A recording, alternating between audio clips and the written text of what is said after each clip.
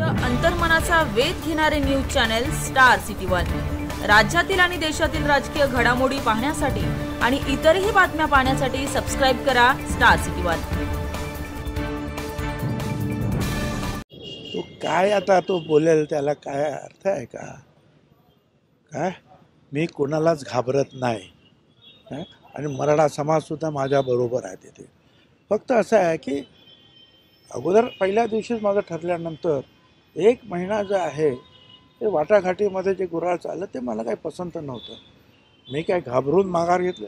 मी घाबरणारा तर अजिबातच नाही, समजलं ना। आणि माझ्या पाठीमागे जे आहेत 5.5-6 लाख मराठा, त्यातले अर्धे माझ्याकडे आहेच, परंतु ओबीसी आणखीन तेवढेच आहेत, मराठा एवढेच, ते सगळे माझ्याबरोबर आहेत।